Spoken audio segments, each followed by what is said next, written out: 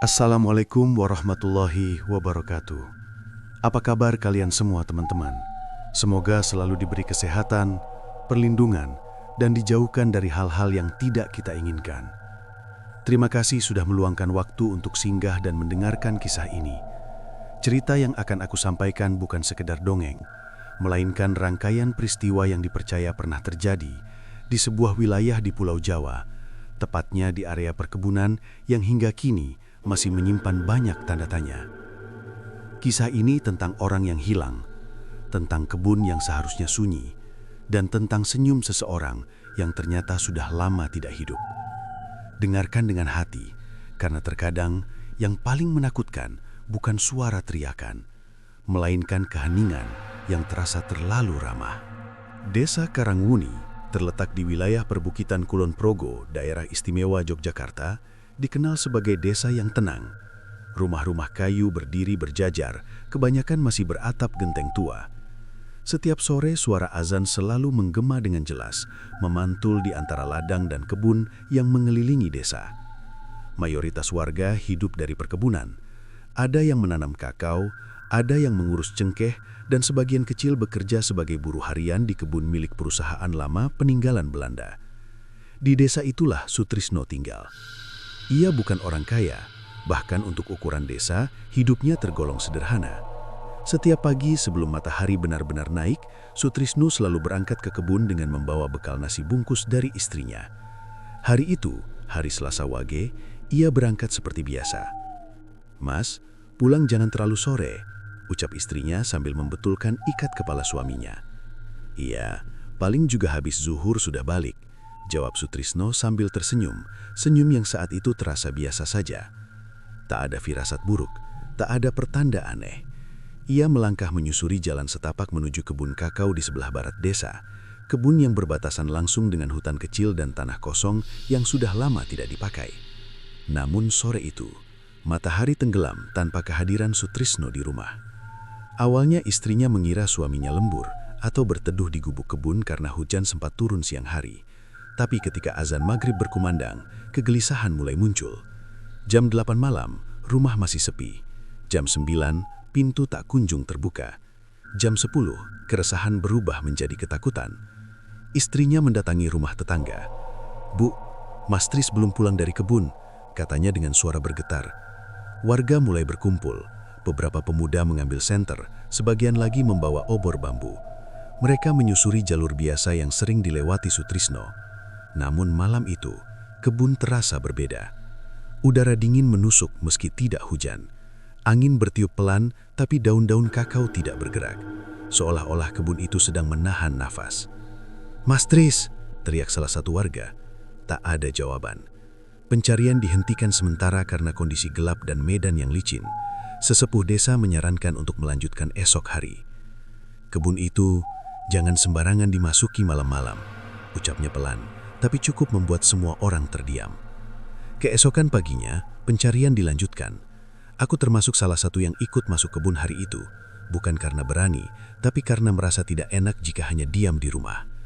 Kami masuk sekitar pukul 4 sore, matahari masih tinggi, tapi sinarnya terhalang rapatnya pepohonan.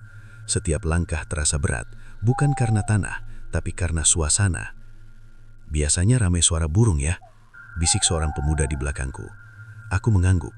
Hari itu terlalu sunyi. Kami menemukan jejak sandal Sutrisno di dekat parit kecil. Bekas tapaknya berhenti di sana, lalu menghilang begitu saja. "Aneh," gumam salah satu warga. Tak jauh dari situ, kami melihat bekas rumput yang tertekan seperti bekas orang duduk melingkar. Tanahnya lebih bersih, seolah-olah sering diinjak. Belum sempat kami saling bicara, angin tiba-tiba berhembus pelan, dan dari arah dalam kebun terdengar suara tawa kecil. Bukan tawa keras, bukan pula suara mengejek, melainkan tawa pelan seperti orang-orang yang sedang berkumpul menikmati kebersamaan. Kami saling pandang. "Mas, dengar nggak?" tanya seseorang dengan suara hampir tak terdengar. Aku menelan ludah. "Iya." Dan saat itulah, dari balik deretan pohon kakao, terlihat cahaya temaram, kuning pucat, berkelip seperti pelita tua. Tidak seharusnya ada orang di sana, namun entah kenapa kaki kami melangkah mendekat. Tanpa sadar, Kami sedang menuju tempat di mana orang yang kami cari belum benar-benar ingin ditemukan. Kami berdiri terpaku beberapa saat, menatap cahaya temaram yang muncul di antara rapatnya batang kakao. Tak satu pun dari kami langsung bicara, seolah kata-kata terasa tidak pantas diucapkan di tempat itu. Padahal matahari belum sepenuhnya tenggelam, langit masih menyisakan warna jingga pucat. Namun suasana di dalam kebun terasa seperti malam sudah lama berkuasa. "Apa mungkin orang-orang kebun sebelah?" tanya seseorang, mencoba berpikir masuk akal. Tapi tidak ada yang menjawab, karena kami semua tahu, tidak pernah ada kegiatan apapun di kebun itu menjelang maghrib. Pelan-pelan kami melangkah. Tanah di bawah kaki terasa lebih dingin dari seharusnya. Daun-daun kering tidak berbunyi saat terinjak, seolah sengaja meredam suara langkah kami. Semakin mendekat, cahaya itu semakin jelas. Bukan lampu listrik, bukan senter, melainkan pelita-pelita kecil yang ditancapkan di tanah, mengelilingi satu titik lapang di tengah kebun. Di sanalah kami melihatnya. Sebuah pesta kecil. Tidak ramai, tidak meriah, namun cukup hidup untuk terasa salah. Beberapa orang duduk melingkar di atas tikar pandan. Ada hidangan sederhana, nasi, lauk pauk yang tidak kami kenali dengan jelas, dan teko tanah liat. Mereka saling berbincang, tertawa pelan, seolah dunia luar tidak pernah ada. Anehnya, tak satu pun dari mereka menoleh ke arah kami. "Mas Tris," bisik seseorang di sampingku. Dan saat itulah aku melihatnya. Di antara orang-orang itu, duduk seorang pria yang sangat kami kenal, Sutrisno. Ia duduk bersila, rapi, punggungnya tegak. Pakaiannya sama persis seperti terakhir kali ia berangkat dari rumah. Wajahnya bersih, tidak terlihat seperti orang yang sudah 2 hari menghilang di kebun. Dan yang paling membuat dadaku sesak, ia tersenyum. Senyum yang tenang, senyum orang yang sedang merasa nyaman. "Iki tenan Mas Tristo," gumam seorang bapak dengan suara gemetar. Istrinya yang ikut mencari langsung melangkah maju. Wajahnya pucat, matanya berkaca-kaca. "Mas, pulang Mas," katanya lirih. Tidak ada jawaban. Sutrisno tetap duduk, tetap tersenyum, tetap memandang lurus ke depan, bukan ke kami, bukan ke siapapun yang kami kenal. Aku memperhatikan orang-orang di sekelilingnya. Wajah mereka samar, ada yang tampak tua, ada yang muda. Pakaian mereka seperti orang desa zaman dulu. Beberapa bahkan mengenakan lurik dan ikat kepala yang sudah jarang dipakai sekarang. "Loh, kok aku nggak kenal si Jiwai?" bisik seorang pemuda. Aku mengangguk pelan. Wajah-wajah itu asing, namun entah kenapa terasa seperti mereka sudah lama berada di sana. Salah satu warga mencoba bersuara lebih keras. "Mas Tris, iki aku, Pak Darto." Tidak ada reaksi. Suasana menjadi semakin aneh ketika aku menyadari satu hal. Tidak ada suara sendok, tidak ada suara piring, tidak ada bunyi angin. Yang terdengar hanya tawa pelan dan bisikan samar, seperti suara dari dalam tanah. Aku memberanikan diri melangkah 1 langkah lebih dekat. "Sutrisno," panggilku. Saat itu aku bisa melihat dengan jelas matanya. Terbuka, bening, tapi kosong, seperti kaca yang memantulkan cahaya pelita tanpa menyimpan apapun di dalamnya. Aku merinding. "Mas, ayo pulang, wis sore," kataku, mencoba menahan getar di suara. Senyumnya tidak berubah, tidak melebar, tidak memudar, tidak bergerak sedikit pun. Istrinya menangis tertahan. "Mas, aku iki bojomu." Tangannya terulur, hampir menyentuh bahu Sutrisno. Namun sebelum jarinya menyentuh, angin berembus tiba-tiba. Pelita-pelita bergoyang, api mengecil, lalu padam serentak. Dalam satu tarikan nafas, semuanya hilang. Tikar, orang-orang asing, hidangan, pelita, dan Sutrisno. Kami berdiri di tanah kosong dengan rumput yang tertekan membentuk lingkaran aneh. Udara mendadak terasa berat, seperti dada ditekan sesuatu yang tak terlihat. Istrinya jatuh berduduk. "Mas," suaranya hampir tak terdengar. Tidak ada jawaban, Tidak ada cahaya, tidak ada tanda kehidupan. Hanya kebun kakao yang kembali sunyi, seolah tidak pernah terjadi apa-apa. Salah satu sesepuh desa yang ikut serta menghela nafas panjang. "Wis, ayo bali, iki dudu panggonan wong urip suwe-suwe," katanya pelan tapi tegas. Tak ada yang membantah. Kami pulang dengan langkah gontai. Tak seorang pun berani menoleh ke belakang. Karena entah kenapa, aku merasa jika kami menoleh sekali saja, pesta itu akan kembali menyala. Dan mungkin kali ini kami yang diminta duduk. Sejak kami pulang dari kebun sore itu, desa Karanghuni tidak pernah benar-benar terasa sama. Malam datang dengan cepat, lebih cepat dari biasanya. Langit terlihat mendung meski tidak ada hujan. Angin berembus pelan, membawa udara dingin yang membuat orang-orang memilih menutup pintu lebih awal. Aku tidak bisa tidur. Bayangan wajah Sutrisno terus muncul di kepala. Senyumnya yang diam, tatapannya yang kosong, terlalu tenang untuk seseorang yang sudah 2 hari menghilang. Sekitar pukul 9 malam, terdengar ketukan di pintu rumahku. Tok, tok. Aku membuka pintu dan mendapati Pak Darto berdiri di luar, wajahnya tegang. "Mas, kumpul neng omah Pak Lurah, saiki," katanya singkat. Tanpa banyak tanya, aku mengambil jaket dan ikut berjalan. Di rumah Pak Lurah sudah berkumpul beberapa warga, termasuk istri Sutrisno. Matanya sembab, wajahnya pucat, seperti belum berhenti menangis sejak sore. Pak Lurah membuka pembicaraan dengan suara pelan. "Kita semua sudah melihat apa yang terjadi tadi sore," katanya. "Dan jelas, Mas Tris ora ilang biasa." Beberapa orang mengangguk pelan. "Lah, terus piye, Pak?" tanya seorang warga. Pak Lurah menarik napas panjang. "Kita akan minta bantuan sesepuh desa. Tapi malam ini, jangan ada yang keluar rumah." Kalimat itu membuat suasana semakin berat. Namun larangan itu tidak bertahan lama. Sekitar tengah malam, suara itu terdengar. Awalnya samar, seperti panggilan dari jauh. "Mas." Aku terbangun dengan jantung berdebar. Suara itu lirih, tertahan, tapi jelas menyebut satu kata. "Mas." Aku duduk di tepi ranjang, mencoba meyakinkan diri bahwa itu hanya mimpi. Namun suara itu terdengar lagi. "Mas, aku neng kene." Darahku terasa dingin. Itu suara istri Sutrisno. Aku membuka jendela perlahan. Dari kejauhan, terlihat sosoknya berdiri di tepi jalan desa, menghadap ke arah kebun. Rambutnya terurai, tubuhnya diam, seperti sedang mendengarkan sesuatu. "Ibu," panggilku pelan. Ia tidak menoleh.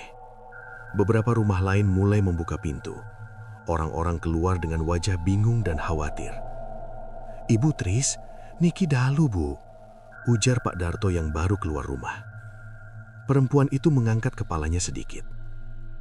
"Mas Tris nimbali aku," katanya pelan. Aku krungu suarane. Aku merinding. Tak ada satupun dari kami yang mendengar suara Sutrisno. Namun istri itu terus melangkah perlahan ke arah kebun, seperti ditarik sesuatu. "Bu, mandek se," seru seseorang. Ia berhenti, lalu menoleh. Matanya kosong. Bukan tatapan orang sadar. Lebih mirip orang yang sedang berjalan dalam mimpi. "Mas Tris, lungguh ning kono. Dewe'e mesem," katanya lirih. Tanpa banyak pilihan, kami sepakat untuk menahan dan membawa pulang istri Sutrisno. Butuh 3 orang untuk membimbingnya masuk ke rumah. Sepanjang jalan, ia terus bergumam memanggil nama suaminya. Malam itu, sesepuh desa datang. Ia seorang lelaki tua bernama Mbah Wiryo, usianya lebih dari 70 tahun. Langkahnya pelan, matanya tajam, seolah bisa melihat sesuatu yang tak kasat mata. Setelah mendengar cerita kami, Mbah Wiryo terdiam lama. "Kalian tadi sore ndelok pesta?" tanyanya akhirnya. Kami mengangguk. Ia menghela napas berat. Itu dudu pesta wong urip. Suasana hening. Mbah, aku memberanikan diri bicara. Mas Tris, kok iso lungguh ning kono? Mbah Wiryo menatapku. Awakmu kabeh weruh wujude, tapi sing lungguh kui dudu dheweke maneh. Sing sejati wis ora ning kono. Kata-kata itu membuat tengkuku merinding. Kebun kui dari zaman biyen panggonan sing wis akeh nampa wong mati. Kuburan lawas sing ora dirumat. Yen ono wong kesasar atine kosong, gampang diundang. Diundang? Tanya Pak Darto. Dikancani, jawab Mbah Wiryo, yang berarti ditemani. Keesokan harinya, pencarian kembali dilakukan. Kali ini bukan hanya untuk mencari orang hilang, tapi untuk mencari kepastian. Kami kembali ke titik tempat pesta itu muncul. Mbah Wiryo ikut. Ia berdiri diam, memejamkan mata, mulutnya bergerak pelan membaca doa. Angin kembali berembus, membuat daun kakao bergetar pelan. Tiba-tiba, dari arah dalam kebun, terdengar suara. Mas, pelan, jelas, memanggil. Itu suara Sutrisno. Beberapa orang refleks menjawab, Mas Tris! Namun Mbah Wiryo langsung mengangkat tangan. Ojo dijawab, katanya tegas. Aku menahan napas. Suara itu terdengar lagi. Mas, ayu bali. Kali ini suaranya lebih dekat. Aku merasakan sesuatu yang aneh di dadaku. Seperti rindu yang bukan milikku. Seperti keinginan untuk melangkah maju dan menjawab kepanggilan itu. Aku sadar, itu bukan sekedar suara. Itu undangan. Dan siapapun yang menjawabnya, tidak akan pulang sebagai orang yang sama. Mbah Wiryo menancapkan tongkatnya ke tanah. Wes cukup, katanya lantang. Sekejap kemudian, suara itu menghilang. Kebun kembali sunyi. Kami tidak menemukan Sutrisno hari itu. Namun satu hal menjadi jelas. Yang kami lihat di pesta itu bukan lagi manusia hidup, melainkan sesuatu yang meniru wajah orang yang sudah tidak berada di dunia yang sama dengan kami. Dan lebih mengerikan lagi, ia masih tersenyum, menunggu kami lengah, dan menjawab panggilannya. Sejak suara itu memanggil dari dalam kebun, tak seorang pun di desa Karangwuni merasa benar-benar aman. Siang hari pun terasa berat, seolah matahari hanya sekedar lewat tanpa memberi hangat. Anak-anak dilarang bermain jauh, pintu-pintu rumah lebih sering tertutup, dan setiap kali angin berdesir dari arah kebun, orang-orang akan terdiam sejenak. Hari ketiga sejak Sutrisno dinyatakan hilang, Mbah Wiryo meminta kami kembali ke kebun itu. Tutu golek wong maneh, katanya pelan, tapi golek bebenar. Kami berangkat setelah zuhur. Jumlah kami tidak banyak, hanya beberapa orang yang kemarin ikut melihat pesta itu. Istri Sutrisno tidak ikut. Kondisinya masih lemah dan sering melamun. Bibirnya bergerak memanggil nama suaminya tanpa suara. Perjalanan menuju kebun terasa lebih sunyi dari sebelumnya. Langkah kaki kami terdengar jelas di tanah, namun suara alam tetap menghilang. Bahkan serangga pun seolah enggan berbunyi. Mas, bisik seorang pemuda di belakangku. Kok rasani kebun iki luwih sempit yo? Aku menoleh.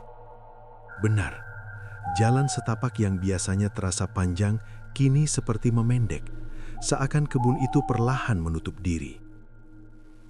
Kami tiba di tanah lapang tempat pesta itu pernah muncul. Awalnya kosong. Tidak ada apa-apa selain tanah dan rumput yang mulai berdiri kembali. Beberapa orang terlihat lega, mengira semua kejadian sebelumnya hanyalah ilusi atau permainan pikiran karena lelah. Namun, Mbah Wiryo belum bergerak. Ia berdiri di tengah lapangan, menancapkan tongkatnya ke tanah.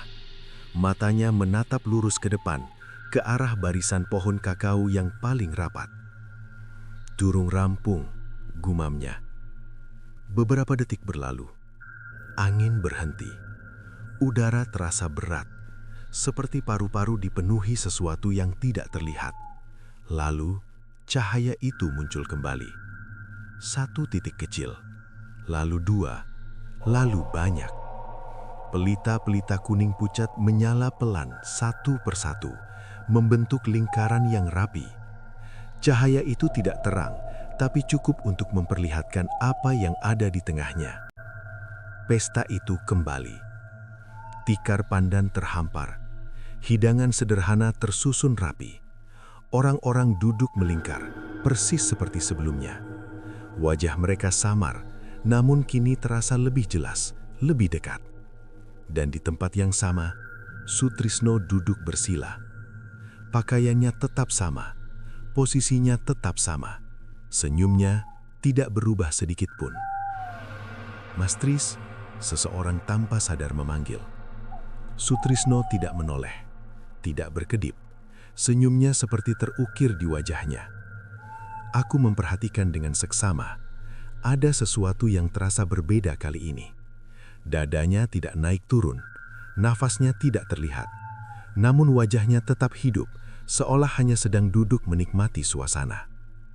"Mas, iki aku," kataku lirih, mencoba sekali lagi. Aku melangkah satu langkah lebih dekat.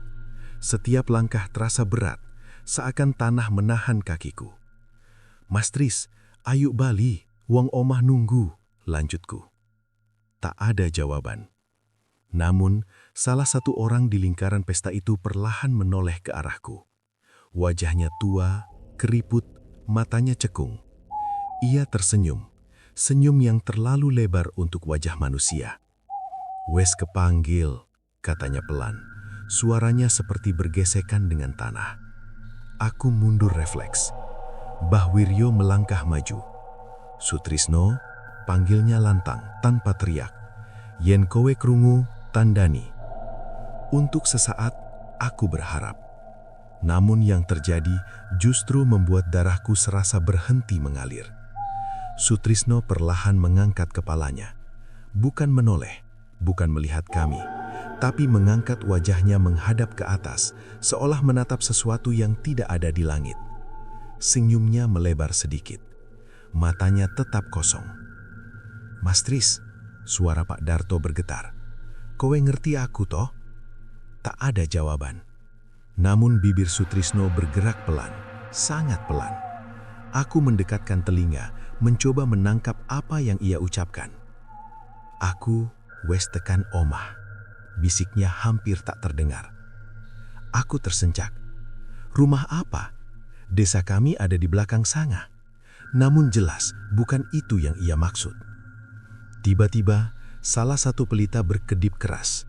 Angin berhembus kencang. Orang-orang di lingkaran pesta mulai tertawa pelan.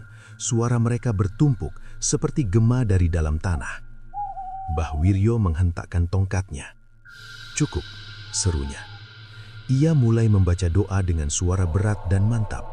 Aku tidak mengerti semua kata-katanya, tapi setiap suku katanya terasa menekan dada. Pelita-pelita mulai meredup. Tawa pelan berubah menjadi bisikan. Satu persatu orang-orang di lingkaran pesta menundukkan kepala. Namun Sutrisno tetap duduk. Senyumnya tidak hilang. Sebelum cahaya benar-benar padam, ia menurunkan wajahnya perlahan. Pertama kalinya, pandangannya mengarah ke kami. Ke arahku. Aku menahan nafas. Pandangannya bukan pandangan orang hidup, bukan juga pandangan mayat, melainkan pandangan seseorang yang sudah terlalu lama di tempat yang bukan miliknya. Pelita padam, pesta lenyap. Kebun kembali sunyi. Kami berdiri dalam diam. Tak ada yang berani bicara. Akhirnya Mbah Wiryo berkata lirih, "Dewe'e wes ora ning dalani wong urip." Aku menelan ludah. "Terus, Mas Tris ning ngendi, Mbah?" tanyaku. Mbah Wiryo menatap tanah. "Awake wis disimpen." Kata-kata itu membuat bulu kuduku berdiri. Disimpan, bukan ditinggalkan, bukan tersesat. Disimpan. Dan sejak saat itu, aku sadar. Apapun yang kami lihat duduk tersenyum di pesta itu bukan lagi Sutrisno yang kita kenal, melainkan bayangan terakhirnya yang belum rela dilepaskan oleh tempat yang telah lebih dulu menguburnya. Setelah kejadian siang itu, tak ada satupun dari kami yang berani kembali ke kebun. Bahkan untuk sekedar melintas di jalan terdekat, orang-orang memilih memutar lebih jauh. Seolah-olah kebun kakao itu bukan lagi bagian dari desa kami, melainkan wilayah lain yang hanya kebetulan berjampingan. Pesta itu tidak muncul lagi. Tidak ada cahaya, tidak ada tawa, tidak ada suara panggilan. Namun justru itulah yang membuat suasana semakin mencekam. Karena kami tahu sesuatu telah selesai dan sesuatu yang lain sedang menunggu untuk ditemukan. Istri Sutrisno semakin hari semakin lemah. Tubuhnya ada di rumah, tapi pikirannya seakan tertinggal di kebun. Ia sering duduk menghadap barat, memandangi arah pepohonan dengan tatapan kosong. "Mas Tris wes mangan durung yo," gumamnya suatu sore. Aku yang kebetulan datang bersama Pak Darto hanya bisa saling pandang.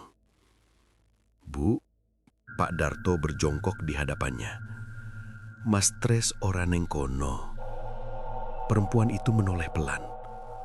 "Loh, terus sing mesem ning kebon kuli sopo?" Tak ada yang menjawab. Malam-malam di Karangwuni berubah menjadi sangat sunyi. Tidak ada ronda, tidak ada suara radio. Bahkan anjing-anjing yang biasanya menggonggong jika ada orang lewat, kini lebih sering diam, meringkuk di bawah rumah. Pada malam keempat, hujan turun deras. Hujan yang tidak disertai angin, tapi cukup untuk membuat tanah menjadi berat dan lengket. Di tengah hujan itulah, Mbah Wiryo datang lagi ke desa. "Kita kudu nemu ake sing sejati," katanya singkat. Pagi harinya hujan berhenti. Kabut tipis menyelimuti kebun dan perbukitan. Kami berkumpul di balai desa. Hanya 5 orang yang ikut. Aku, Pak Darto, 2 pemuda, dan Mbah Wiryo. "Kita ora golek sing katon," ujar Mbah Wiryo sebelum berangkat. "Kita golek sing wis didelekake." Perjalanan menuju kebun terasa berbeda dari sebelumnya. Tidak ada rasa ditarik, tidak ada tekanan di dada. Justru suasananya terasa kosong, seperti tempat yang telah ditinggalkan penghuninya. Kami langsung menuju titik lapang tempat pesta itu biasa muncul. Kosong. Namun Mbah Wiryo tidak berhenti di situ. Ia berjalan menyusuri sisi kebun, ke arah barisan pohon kakao yang paling tua. Pohon-pohon itu besar, batangnya gelap, akarnya muncul ke permukaan tanah seperti jari-jari yang mencengkram bumi. "Bien," katanya pelan, "wong-wong desa lawas nek mubur wong mati, ora kabeh nganggo nisan." Ia berhenti di satu titik. Tanahnya di sana terlihat sedikit lebih rendah, seperti pernah digali lalu ditutup asal-asalan. Rumputnya tidak tumbuh rata. Salah satu pemuda menelan ludah. "Mbah, ojo-ojo ne." Mbah Wiryo mengangguk pelan. "Iya." Kami mengambil cangkul dan mulai menggali. Tanahnya masih lembab, mudah terbelah. Semakin dalam, bau tanah bercampur sesuatu yang lain mulai tercium. Bukan bau busuk menyengat, tapi bau lembab yang dingin. Sekitar 1 meter ke bawah, cangkul Pak Darto membentur sesuatu yang keras. Tok! Semua berhenti. Pelan-pelan, kami membersihkan tanah di sekitarnya. Dan saat itulah kami melihatnya. Kain kafan yang sudah menguning. Tak ada peti, tak ada nama papan. Hanya jasad yang dikubur seadanya. Pak Darto terduduk. Innalillahi. Mbah Wiryo memejamkan mata. Kami membuka kain itu sedikit, sekedar memastikan. Wajahnya masih bisa dikenali. Itu Sutrisno. Wajahnya pucat, kaku, tidak ada senyum, Tidak ada ketenangan seperti yang kami lihat di kebun. Hanya wajah orang yang mati sendirian. Salah satu pemuda berbisik gemetar. "Terus, sing lungguh mesem kui sapo?" Mbah Wiryo menjawab lirih. "Sing kari." Kami mengubur kembali jasad itu dengan layak, lalu melapor ke desa. Kabar itu menyebar cepat. Tangis pecah di rumah Sutrisno, namun tangis yang berbeda dari sebelumnya. Bukan tangis kebingungan, melainkan tangis penerimaan. Malamnya aku bermimpi. Aku berada di kebun. Tidak ada pesta, tidak ada pelita. Hanya Sutrisno berdiri di kejauhan. Ia tidak mensenyum. "Matur nuun," katanya pelan. Aku terbangun dengan nafas berat. Sejak hari itu, tidak pernah lagi terlihat cahaya di kebun kakao. Tidak pernah lagi terdengar suara tawa atau panggilan. Namun setiap orang di desa Karangwuni tahu satu hal. Pesta itu memang tidak pernah ada untuk orang hidup. Yang kami lihat hanyalah bayangan terakhir seseorang yang jasadnya telah lama berada di dalam tanah, menunggu untuk dikenali dan dipulangkan dengan cara yang benar. Dan kebun itu tetap berdiri di sana, diam, seolah menyimpan kisahnya sendiri, menunggu orang lain yang mungkin lupa bahwa tidak semua tempat mau menerima langkah manusia tanpa izin. Setelah jasad Sutrisno ditemukan dan dikuburkan kembali dengan layak, desa Karangwuni seolah menghela napas panjang. Tangis memang masih terdengar dari rumah duka, tetapi bukan lagi tangis kebingungan. Warga akhirnya tahu kemana harus mengarahkan doa. Namun ketenangan itu tidak datang sepenuhnya. Ada rasa ganjil yang tertinggal, seperti sisa dingin di kulit setelah hujan berhenti. Kebun kakao memang kembali sunyi. Tak ada lagi cahaya pelita atau tawa pelan. Tapi justru kesunyian itulah yang membuat orang enggan mendekat.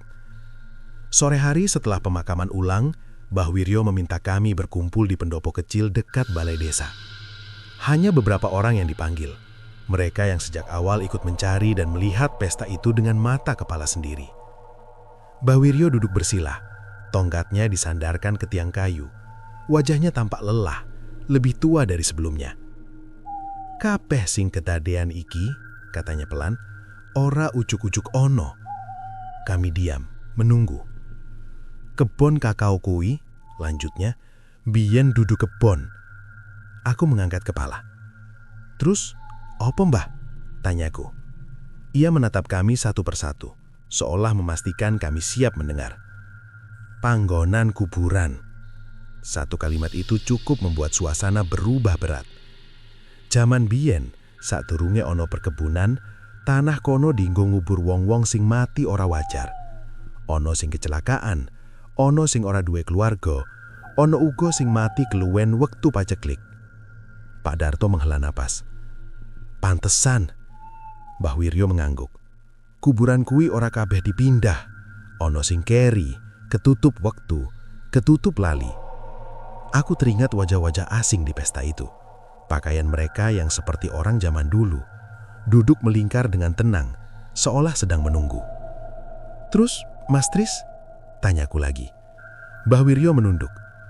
"Dheweke kesasar, dudumung sikile, nanging atine." Ia menjelaskan bahwa Sutrisno masuk kebun dalam keadaan pikiran kosong. Beban hidup, kelelahan, dan mungkin kelengahan membuatnya mudah diterima oleh tempat yang memang sudah lama tidak ramah pada orang hidup. "Sing ono neng pesta kuwi," kata Mbah Wiryo lirih, "dudu roh sing penasaran. Kuwi wong-wong sing wis suwe manggon ning kono. Mas Tris mung melu lungguh." Kalimat itu membuat tengkukku merinding. Melu lungguh berarti duduk bersama. Bukan sebagai tamu, tapi sebagai bagian dari mereka. Malam itu setelah pertemuan selesai, aku pulang dengan langkah pelan. Desa terlihat normal. Lampu rumah menyala, suara televisi terdengar dari kejauhan. Tapi di balik semua itu, ada rasa bahwa kami baru saja berdiri di batas dua dunia. Sekitar pukul 2 dini hari, aku terbangun. Bukan karena suara, bukan karena mimpi buruk, tapi karena bau tanah basah yang sangat kuat. Aku duduk di ranjang, napasku tertahan. Bau itu seperti bau saat kami menggali jasad Sutrisno. Dingin, lembab, berat. Dari luar jendela, terdengar langkah pelan. Aku memberanikan diri mengintip. Di jalan kecil depan rumahku, aku melihat sosok berdiri diam. Tidak jelas wajahnya. Tubuhnya samar seperti tertutup kabut tipis. Ia menghadap ke arah kebun. Tidak bergerak, tidak bersuara. Entah kenapa, aku tahu itu bukan Sutrisno.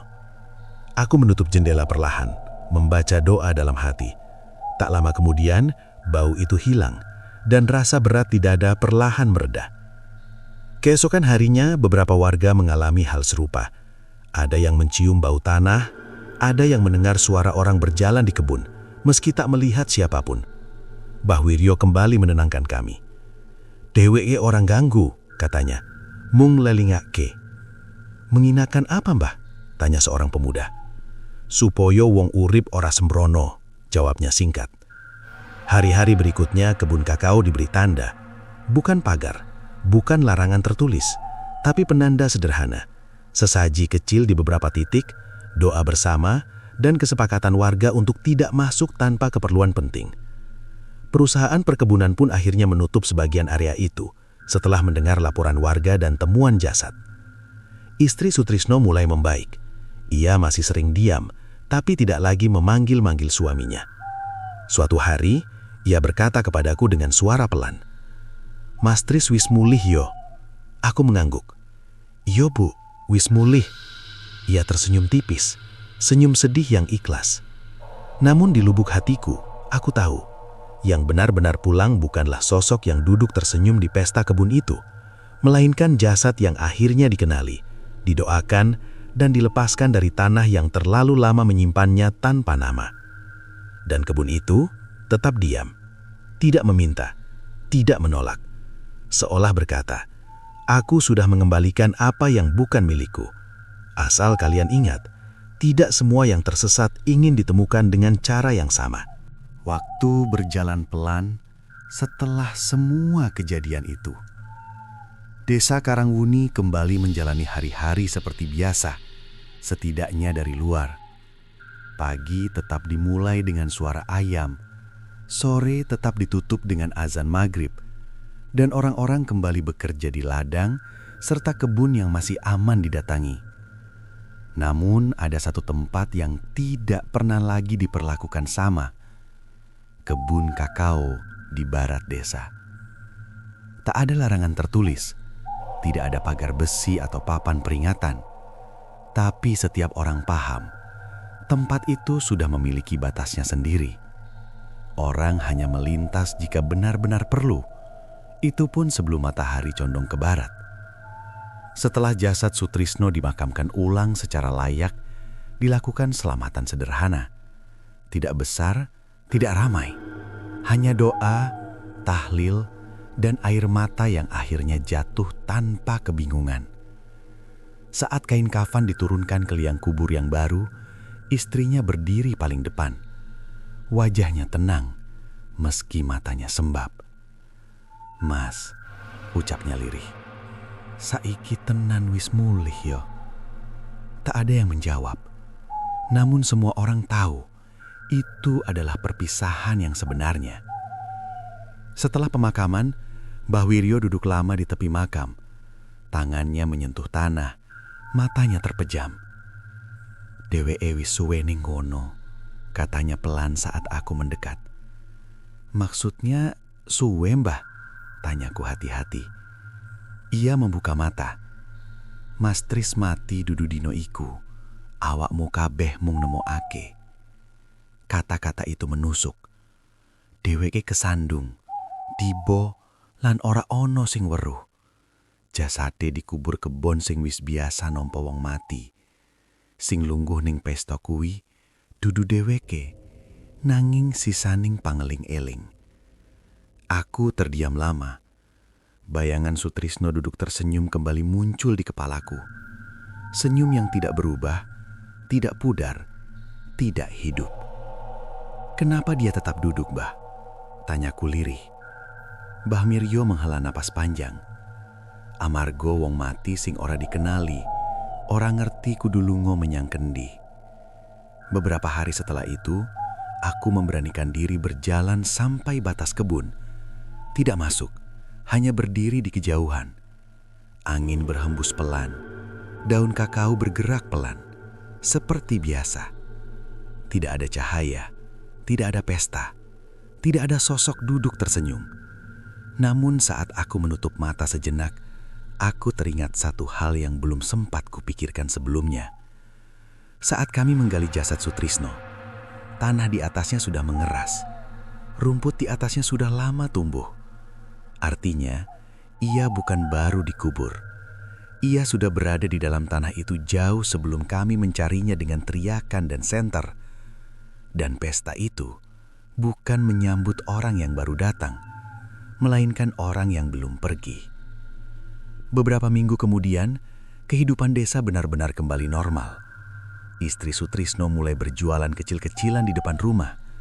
Sesekali ia tersenyum, meski senyumnya berbeda, lebih berat, tapi nyata. Suatu sore, ia berkata padaku, "Mas, aku saiki ora wedi maneh." "Kenapa, Bu?" tanyaku. Ia menatap ke arah barat, ke kebun yang mulai diselimuti cahaya senja. "Amarga sing mesem ning kono dudu bojoku. Bojoku wis turu kanthi tentrem." Malam itu hujan turun rintik-rintik. Aku duduk di teras rumah, mendengarkan suara air jatuh ke tanah. Di kejauhan, dari arah kebun, terdengar angin bergerak pelan. Bukan tawa, bukan panggilan, hanya suara alam yang kembali ke tempatnya. Dan aku sadar satu hal yang tidak akan pernah kulupakan. Kadang, orang yang kita cari sebenarnya sudah lama tidak berada di dunia yang sama dengan kita. Yang menjawab panggilan, yang tersenyum, yang duduk menunggu, bukanlah mereka, melainkan jejak terakhir yang tertinggal karena terlalu lama dilupakan. Sejak saat itu, setiap kali aku melewati kebun itu, aku selalu menundukkan kepala sejenak. Bukan karena takut, tapi karena hormat. Karena tidak semua yang terlihat hidup benar-benar bernafas. Dan tidak semua yang diam di dalam tanah benar-benar pergi tanpa meninggalkan sesuatu.